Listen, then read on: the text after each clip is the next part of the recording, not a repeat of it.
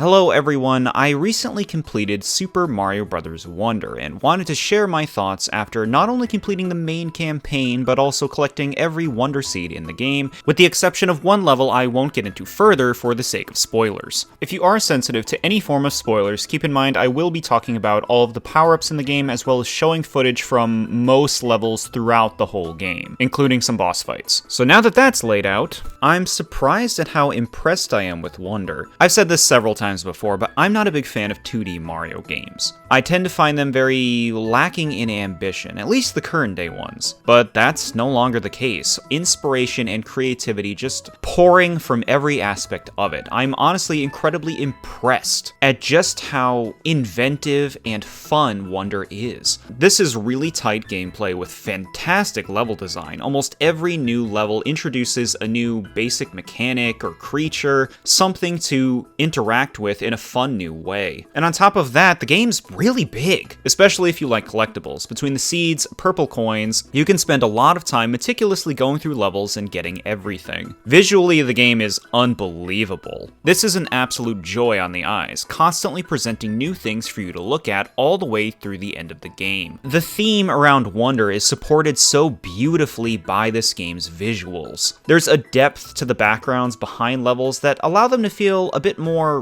realistic compared to the new Super Mario Bros.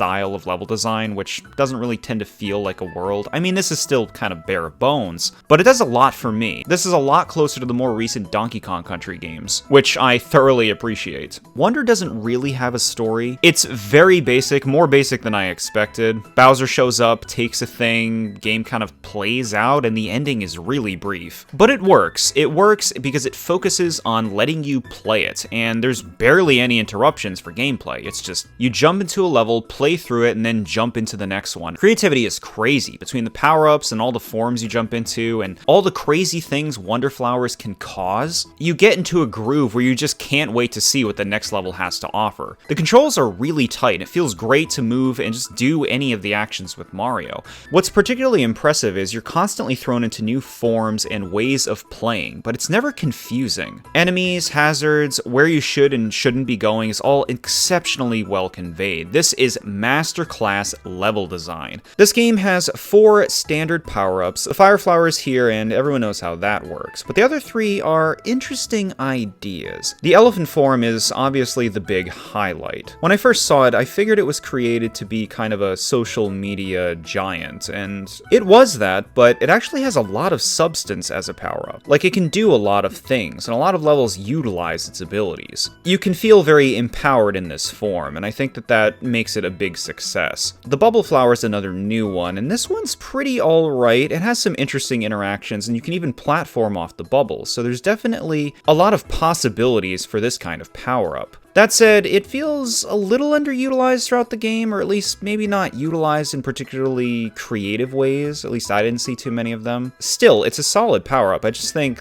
a lot more could be done with it in the future. But that speaks more to this game's skill level in general, which I'll get to shortly. The drill power-up is the last one, and for a drill power-up, you know, a lot of games go for a drill as some kind of a form or power-up, but this is definitely one of the more fun drills I've ever experienced. It's very fluid to use. It's not slow or clunky with going in and out of the ground, and the rules behind how it works are very clear, so it's actually a lot of fun to use. I'd say it's a successful selection of power-ups, although kind of a small amount, then again not really surprising considering there are so many other forms you take through Wonder Flowers just playing the game, so it really doesn't feel lacking in power-ups. Pretty much every level has something crazy going on in it at some point, so Wonder never feels lacking for creative ways to play. I'd also like to shout out just how many options there are for playing. I mean, there's tons of playable characters, a bunch of different badges that augment how you can play the game and your abilities, leading to tons of replayability. It's just really well considered all around. Something I keep saying that I really love about Wonder is just how fun it is to play. It's so effortless to have a good time with. That said, this difficulty level won't be for everybody. If you like something that is easygoing and focused on showing you new things and creative of challenges, you'll love this. But if you're looking for something that's a little bit more demanding of your precision, you're not going to find a lot of that here. For the most part, it's a breezy experience, but I have no problem with this. I love this kind of difficulty level. I don't really enjoy games anymore that I have to beat my head against the wall with and keep doing a challenge over and over until I finally manage to make it through. That said, this game certainly has a lot of options for people who want it to be easier, and it would be nice if there were more options for players who want it to be a bit more difficult, because not everybody's going to find this level of difficulty engaging, and it would be great if there were options for everybody out there. In any case, I am definitely on board with more games focusing on being engaging through being creative and interesting as opposed to being difficult. It still would be nice to have options for players who want that sort of thing, but I'm not really complaining for my personal tastes. I like the talking flowers. Their comments and reactions to things happening are not only funny, but they help the game feel less lonely, and it really sells the idea of wonder to hear things reacting to what's going on. They add a lot more to the experience than you'd think. Boss fights have been considerably dialed down, not in scope or creativity, but just how often they happen. And this is another change I enjoy, since I don't really find 2D Mario bosses very compelling. Thankfully, the few boss fights this game does offer are pretty fun, and since they're less frequent, they feel more special when they do happen. I don't really have any complaints with the game outside of the wall jump. It works fine enough, it's nowhere near as bad as I'm making it out, but it's particularly noticeable in one of the special stages. It's just nowhere near as snappy as it used to be. Oftentimes, I would find my character would just fall because I wasn't completely pushing the stick into the wall to allow them to wall jump in the first place. It's not a big deal, but it was noticeable in one particular stage, and it was unresponsive enough to not feel very reliable, so I wasn't a big fan of that, but otherwise, I don't really have any problems with this game. It looks phenomenal, it's bursting with creativity and inspiration, just an absolute triumph of a 2D Mario game. Probably my favorite 2D Mario platformer I've ever played. And even if you didn't like the new Super Mario Bros. Style, while this is similar to that in a lot of ways of how it plays,